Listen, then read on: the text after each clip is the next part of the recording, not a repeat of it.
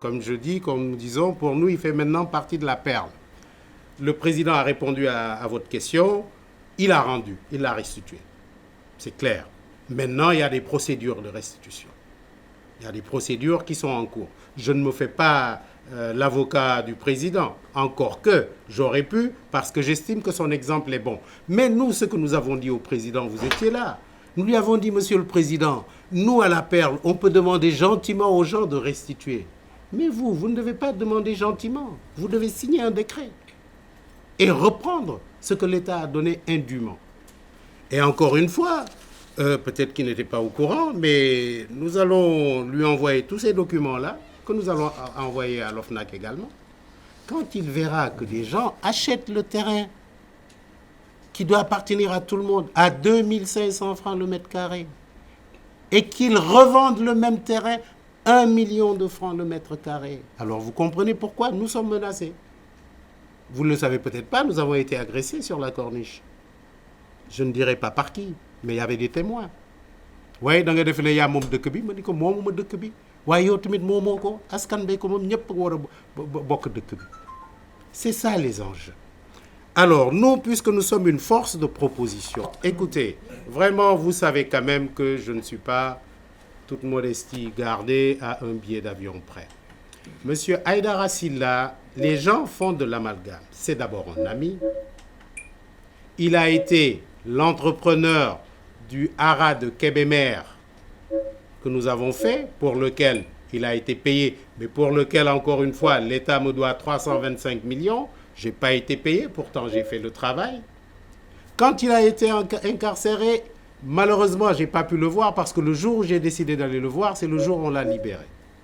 Donc il n'y a pas d'amalgame. Haïdara Sylla ne peut pas dire qu'il m'a payé un billet pour aller négocier pour lui. Qu'est-ce que je vais négocier? Vous savez, comme on dit, il y a des choses dont je n'ai pas besoin. Par contre, alors je vais vous le dire, le chantier qui est arrêté actuellement, Azalaï. Provisoirement arrêté. Non, provisoirement. Bon, nous espérons, et ça fait partie de nos propositions, parce que le seul qui est acheté, c'est Azalaï. Il a acheté le fameux terrain de 5000 m², il l'a acheté à 2 milliards. Tout ça est dans les livres fonciers. Donc, le seul qui ait acheté son terrain, c'est Azalaï. C'est un Malien qui a une chaîne d'hôtels. Et encore une fois, nous avons toujours dit qu'on n'était pas contre le fait que les gens construisent des hôtels. Notre bagarre contre le Terroubi, c'est la plage qu'ils se sont appropriée. Ça, c'est un. Deuxièmement, nous disons oui, quelqu'un peut faire tout comme on l'avait proposé ici à M. Sylla, qu'il peut construire. Il ne m'a pas payé un sou, je n'ai pas demandé. En contrepartie qu'il aménage. Et c'est exactement ce que nous faisons actuellement. Quand le chantier a été arrêté, nous avons fait venir le constructeur de l'hôtel Azalaï. Monsieur Léopold Ngom, pour ne pas le nommer, c'est la certaine. Pour ne pas demain qu'on dise « Ah oui, on a trouvé ». Léopold Ngom a des liens de parenté avec moi. C'est votre beau-fils. Non, enfin, son père est le beau-père de ma fille. Mais ça ne m'a pas empêché de crier jusqu'à arrêter le chantier. Ma fille est venue me voir, j'ai dit oui, ma fille, c'est ça la vie. Il faut avoir des principes. On va tout arrêter. Maintenant, on va voir cas par cas ceux qui peuvent continuer. Lui, il a acheté son terrain. Personne d'autre n'a acheté son terrain là-dessus. Alors, ce que nous disons, c'est que quand quelqu'un a acheté 2 hectares à 42 millions, mais qu'on lui restitue ces 42 millions et qu'on récupère nos 2 hectares et qu'on aménage ce que je suis en train de vous montrer, que j'ai mis encore une fois gratuitement à la disposition de la présidence, de la mairie, de l'État, ou en tout cas Askanbi comme on dit. J'ai offert, je ne veux pas avoir 1 franc d'honoraire là-dedans, parce que là également c'est compliqué. C'est compliqué pourquoi? Parce que le président a demandé qu'on fasse des concours d'architecture. Ça fait 2 ans qu'il l'a demandé. On ne va pas attendre les architectes.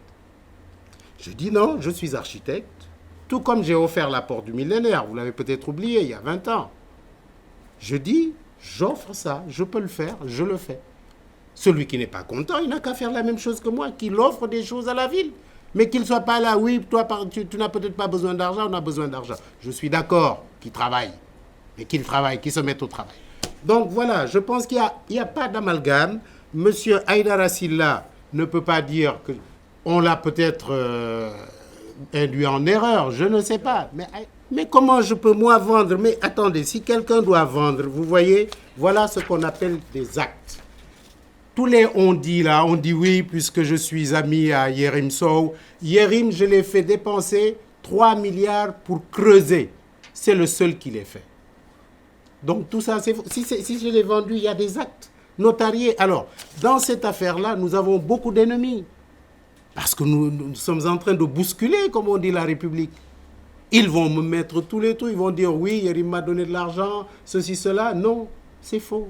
S'il y a des... Écoutez, moi, tout ce que je dis est acté. Hein.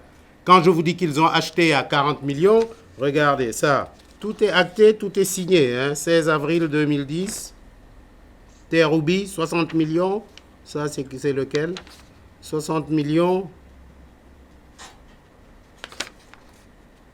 60 millions. Celui-là, je crois que c'est les... Attendez, c'est là. 60 millions, 9 885 mètres carrés ou quelque chose comme ça. Tout est acté. Moi, vraiment, les gens qui vous disent, donnez-nous les preuves. C'est tout. Hein? Alors, donc voilà, c'est très clair, c'est net et c'est précis. Encore une fois, nous sommes une force de proposition. Ce que nous proposons aujourd'hui, et c'est l'objet des plans que vous avez vus là. Nos amis turcs nous avaient offert le projet que vous avez vu là, que j'avais pu négocier pour qu'ils puissent le construire à la place de leur ambassade. Compte tenu de l'aménagement, nous proposons de le pousser jusqu'au fond. C'est ce que vous voyez là, c'est ce que vous verrez là. Deuxièmement, nous avons effectivement négocié avec les gens de Azalaï pour leur dire, écoutez, vous, si on vous arrête, c'est très compliqué, on en a pour 10 ans de tribunaux. Parce qu'ils ont acheté à, je ne sais pas, 500, 600, 700 000 francs le mètre carré. Ils ont commencé, il faut être réaliste. Nous leur disons, bon, nous avons un aménagement qui va coûter 1 milliard, 1,3 milliard. Est-ce que vous êtes prêts, si l'État vous laisse continuer, parce que vous au moins, vous avez acheté votre terrain, est-ce que vous êtes prêts en contrepartie à nous faire l'aménagement qui est là? Ils nous ont dit, sur le principe, pourquoi pas? C'est déjà bien.